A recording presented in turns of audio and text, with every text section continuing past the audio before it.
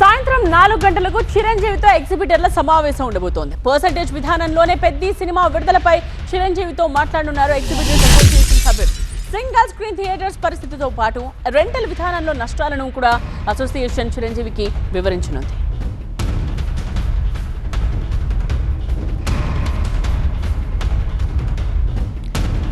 Entertainment editor Lakshminarayana సిద్ధంగా ఉన్నారు. ఈ విషయానికి సంబంధించిన కంప్లీట్ డీటెయిల్స్ తో లక్ష్మీనారాయణ, చిరంజీవితో మీటింగ్ లో ఈ పర్సెంటేజ్ విధానంపై క్లారిటీ వస్తుందంటారా? జూన్ 4th పెద్ద రిలీజ్ ఉంది కాబట్టి అర్జెంట్ గా ఈ మీటింగ్ ఏర్పాటు చేశారనుకోవాలా? అంటే గతంలో ఒక 2 రోజుల క్రితం ఎగ్జిబిటర్లు ప్రెస్ మీట్ పెట్టి ఆ ప్రెస్ మీట్ లో అవసరమైతే మేము ఇండస్ట్రీ పెద్దగా భావించే చిరంజీవి గారి దగ్గరికి వెళ్ళి మేము మాకు సంబంధించిన అంశాలన్నీ ఆయనకి చెప్పి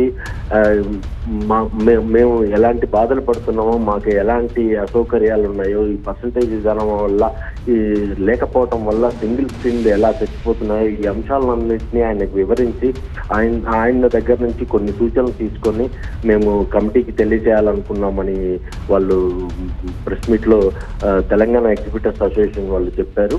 అంటే చాలా మంది రిక్వెస్ట్ చేయడంతో చిరంజీవి వీళ్ళకి సమయాన్ని కేటాయించారు.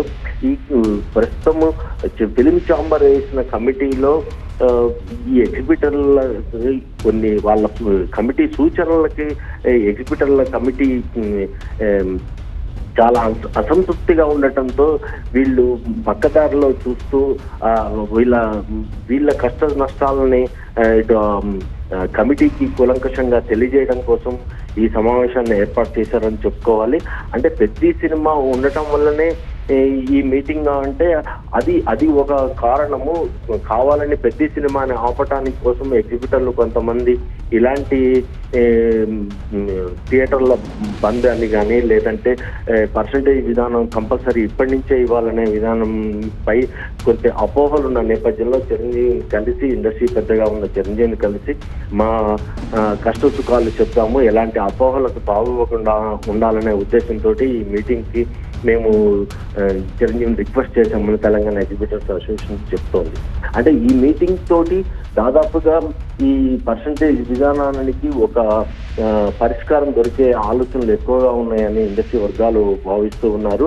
చూడాలి సాయంత్రం 4 గంటలకు జరిగే మీటింగ్ లో ఎలాంటి అవుట్కమ్ వస్తుంది, ఎలాంటి చిరంజీవి గారు ఎలాంటి సూచనలు చేస్తారు, ఆ సూచనలను వీళ్ళు ఏ మేరకు అంగీకరిస్తారనే విషయాలు ప్రధానంగా ఈ వివాదం ఉంది కదా. ఈ మీటింగ్ తర్వాత ఈ సమస్య కొలిక్కొచ్చే అవకాశం ఉందా? అంటే రెంటల్ కాకుండా పర్సంటేజ్ కి అవకాశాలు ఉన్నాయంటారా? అంటే ఇప్పటి వరకు తెలంగాణ ఎగ్జిబిటర్స్ పర్సంటేజ్ విధానం మాత్రమే కావాలి అని అంటున్నారు. ఎందుకంటే రెంటల్ వల్ల ఇప్పుడు లాంగ్ రన్ లేకపోవడం వల్ల థియేటర్స్ లో రెంటల్ విధానంలో మొదటి వారం వచ్చే రెవెన్యూని బేస్ చేసుకుని రెంట్స్ ఇస్తున్నారు. ఆ రెంట్స్ వల్ల సెకండ్ వీక్ ఎలాంటి రెంట్స్ ఉండట్లేదు, ఎలాంటి కలెక్షన్ ఉండకపోవడం వల్ల, ఆ కలెక్షన్ లేకపోవడం వల్ల తక్కువ కలెక్షన్లు ఉన్న దాంట్లో మాకు పర్సంటేజ్ ఇస్తున్నారు. దానివల్ల మేము ఎక్కువ నష్టపోతున్నాము. థియేటర్ల మెయింటెనెన్స్ కానీ మిగిలిన సౌకర్యాలు కల్పించే విషయంలో మేము చాలా వెనకబడుతున్నాం. కాబట్టి మాకు మొదటి వారం వచ్చే లాంగ్ రన్ లేకపోవడం వల్ల మొదటి వారం వచ్చే షేర్ లో కూడా మాకు పర్సంటేజ్ కావాలని అడుగుతున్నారు.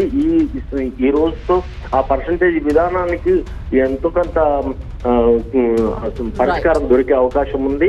ఆ పరిష్కారం ఏంటనేది సాయంత్రం 4 తర్వాత తెలిసే అవకాశాలు ఎక్కువగా ఉన్నాయి. రైట్ లక్ష్మీనారాయణ.